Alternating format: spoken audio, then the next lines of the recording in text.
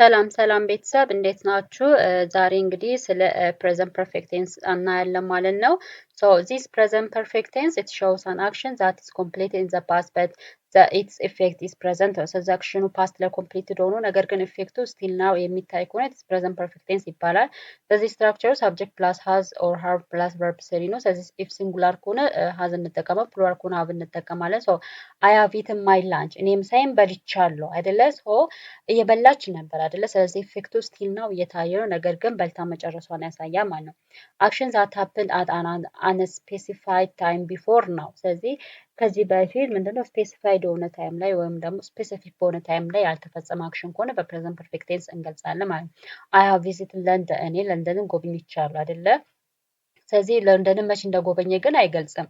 So actions that started in the past and continue to the present with stative verb ማለት ነው። ስለዚህ አክሽኑ ፓስት ላይ ተፈጽሞ ነገር ግን still now continue የሚያደርግ ነገር ነው። she has known him for years ስለዚህ ለአመታት እሱን ታውቀዋለች። ላይፍ ኤክስፒሪየንስን አቺቭም ስለዚህ ስኬቶችን ኤንድ ላይፍ ኤክስፒሪየንሶችን ወይም ደግሞ የህይወት ተሞክሮችን በብዙ ጊዜ በፕሬዘንት ፐርፌክት ቴንስ ነው የምንገልጸው። so he has written 3 books 3 መጽሐፎችን ጽፏል አይደለ? so ሲግናል ወርድስ ኦልሬዲ የጀስት ኤረር ኔቨር ሶ ፋር ሲንስ ፎር ሪሰንት እንደዚህ አይነት ወርዶች እንደዚህ አይነት ፍሬዞች ብዙ ጊዜ በፕሬዘንት ፐርፌክት ቴንስ እንጠቀማለን ማለት ነው። so let's say equations one by one so እዚህ ጋር ለምሳሌ one she does her assignment already አይደል? ስለዚህ ብዙ ጊዜ already ምንድነው ብላ it is a word that used in the present perfect tense የምንጠቀማቸው ቃላቶች ናቸው። so A has finished, B finished, C is finishing, D finishes አይደለ? so the correct answer is A አይደል? has finished. so she has finished her assignment already. so already አሳይመንቷን ጨርሳለች ማለት ነው። so the second is they dash her since morning.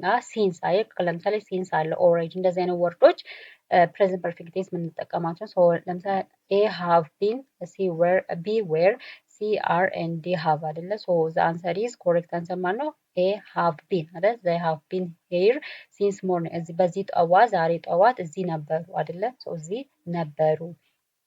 and the third is I watched the movie before አይደለ?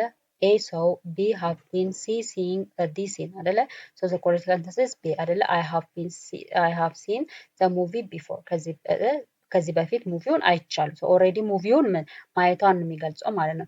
and አራተኛ ደግሞ the teacher does the lesson አይደለ? so A has explained, B explained, C explaining, D explained አይደለ? the teacher has explained the lesson so አስተማሪው ሌሰኑ ኤክስፕሌን አድርጓል። so already አስተማሪው ቲቺንግ ላይ ነው አይደለ? ነገር ግን ሌሰኑ ምን አድርጓል? ኤክስፕሌን አድርጓል፣ አብራርቷል ማለት ነው። መምህሩ ሌሰኑ ወይም ደግሞ ምዕራፉን አብራርቷል። and the fifth one is he does the bus አይደለ? A has missed, B missed, C missing and D has missed አይደለ? so the correct answer is A so he has missed the bus አይደለ? ባሱ አምልጦታል ወይም ባሱ አመለጠው። so already እሱ የት ነው ያለው? it is bus station አይደለ? ነገር ግን ምን አይደለ? ባሱ አመለጠ። already ምን አደረገው? ባሱ አመለጠ። so the action is continuous to the present ነው አይደለ?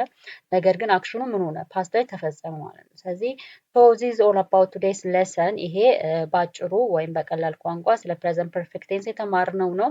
እንግዲህ እናንተም እንደገባችሁ ተስፋ አድርጋለሁ እና በራሳችሁም ደግሞ የተለያዩ ጥያቄዎችን በመስራት ሞክሩ።